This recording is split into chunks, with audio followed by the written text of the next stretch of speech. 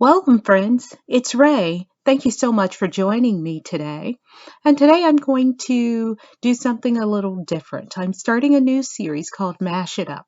And this is where I'm going to mix up several brands so that I can pull whatever I have from my stash and use it on a card and not limit myself to things from, say, one brand. But I hope that it will also allow you to pull in whatever you have. So today I'm going to be using a cute little oink pig set from Newton's Nook, but let's just say you don't have that set. But you have something, other critters, because I myself don't have many critters, but some of you I know have lots of interesting critters and shapes and images. So you can pull in anything you have, substitute it out, and make a beautiful card.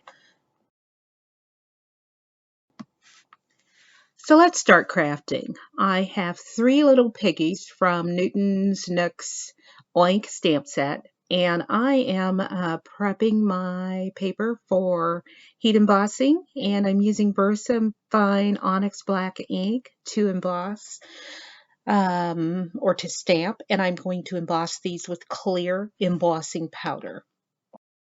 These little piggies are adorable. I'm stamping out six of them, although I'm going to use three in my design. I want to have some extra just in case. I am going to use my Ohuhu alcohol markers to color my piggies. And I am using an echopark 6x6 paper pad and have picked out a few papers that I want to use. So I'm going to go with the color scheme that's in the papers, and that's light pinks, dark pinks, and hints of red. These are less expensive markers that I got off of Amazon. I will try and find a link. I know they still carry them, but I've had these for so long. I think they've changed just a bit. But anyhow, I am using a medium pink color to color in my piggy, and it's going to dry back just a hint lighter and more pinkish. And I'm starting with a darker color and blending in a lighter fruit punch color, and then coloring the kerchief and in darker colors so that that stands out. I am definitely not a resident expert in coloring. I do my best and just wanted to leave a little bit of this in. I'm only going to color the one piggy on camera here. When using my alcohol markers, I do start with a darker color and then use a lighter color to blend out. That tends to work better for me so that I don't have any harsh lines. Next, I've stamped and embossed the How You Bean Lawnfawn Hearts cluster.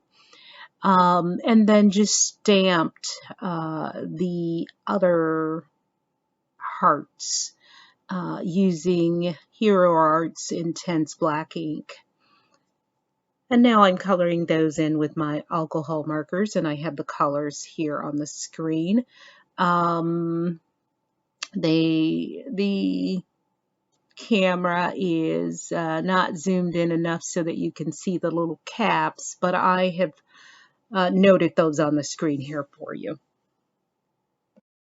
The dual heart balloons that you see here on the panel are actually from a past Hero Arts kit, and I thought these would be really cute to add to my card today.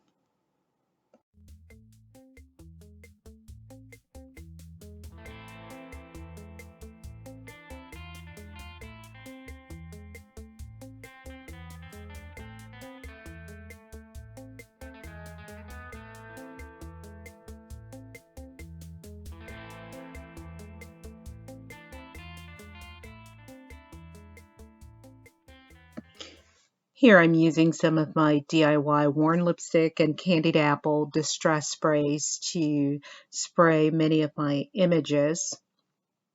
And on top of that, I am going to use some sparkle shimmer spray to add shine to them.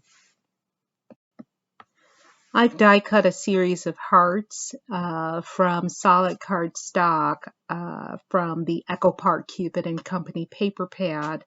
And I am just spraying them all and adding shine to them all. I'm using the Scrappy Tail Crafts 3D flower vase pop-up card as a base for this card, and so you'll see pieces here that I've die cut and am spraying as well. I used my brother's scan and cut to cut out my piggies, and use some micro pour tape around the edges to hold that in place. Although my mat is pretty sticky, I just want to make sure that everything is secure. I've die cut 2 of the bases for my 3D pop-up vase and am folding those at the score lines. I've added double-sided tape to the 1-inch sides of the base, and then I'm going to remove the tape from one side. I used my bone folder to smooth that out, and before I affix the second half to form the base, I am going to decorate it. And you'll see here I've already die cut all of my panels and am just laying them out so that I know exactly in which order I want to use them. I do end up using a second love cutout. I did cut out 2 and decided I'd go ahead and put that in. So here I'm just affixing with liquid glue, affixing all of my panels.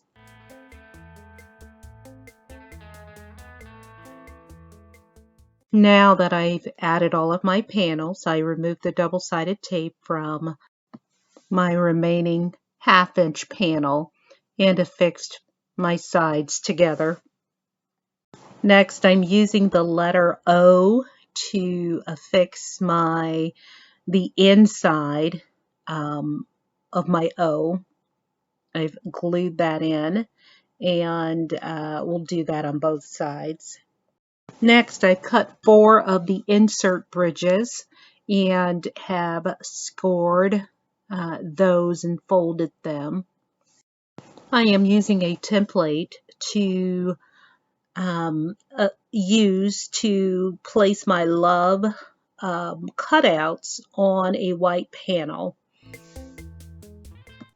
I'm using the Hero Arts Glitter Lacquer pen to add some clear sparkle glitter to the dual heart balloons, as well as the lawnfawn heart cluster. I did stamp and cut out a lot of extra images just to be certain that I had enough for this bouquet, since this is the first time that I'm putting this together. Here I've placed double-sided tape on the ends of each of my bridges, and I am going to insert into the corner, into the fold line on one side, and then skip one fold and go to the second fold and place my other corner. So I'm forming a diamond. So just skipping one point and going to the next point, and then I'm going to butt each remaining insert or bridge up against the other and use the tape to affix. So basically I'm forming 4 diamond shapes, which all together will form a star. Sabrina over at scrappytailcrafts.com has a really good video on how to put the pop-up vase together. So I would encourage you to take a look at that. I will link that below. Here I'm removing a bit of adhesive using a rubber eraser. When finished, the pop-up vase card fits into a 5x7 A7 envelope. So I am going to start putting my card together. I'm going to place my images on some acetate strips, so that they are clear. I'm using double-sided tape. I'm using my bone folder to burnish in that tape, and then placing it on the images and again burnishing that in. I've placed my base flat onto an A7 envelope so that I can make sure that I stay within the dimensions of the envelope as I place my images in permanently inside of the card base. So I'm just going in and placing my images onto the bridges inside of the pop-up vase, and just arranging them like one would arrange a floral bouquet. I'm thinking of this as a bouquet, and making sure that the images I want to stand out, which are my little piggies, that they do stand out.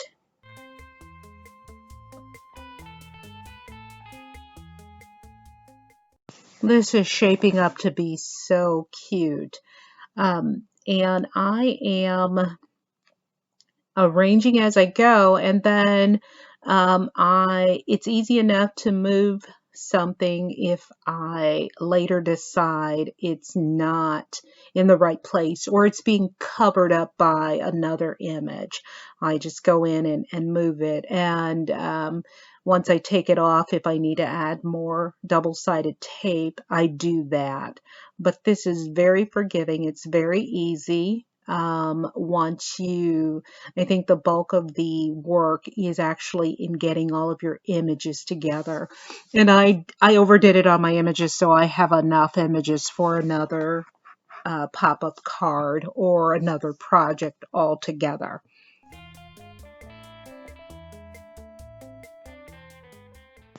I did die cut a few of those dual hearts on vellum and heat embossed with red embossing powder. I thought that would add a nice accent. Here I'm finishing up the last placements for this bouquet, and then I'm going to add some mylar paper to the back to just hide some of the back items. Now this, you can form this as a 3D, more of a 3D all-around bouquet, but I opted not to do for this particular card. It's going to a special person. This fits right into my A7 envelope and will travel well if mailing. And it's a little puffy because I've added the mylar paper. So I will probably put it inside of a second bubble envelope for mailing. I really like the 3D flower pop-up vase by Scrappy Tail Crafts. I definitely will be using this a lot in the future. Thank you so much for joining me today. Until next time, good day, friends.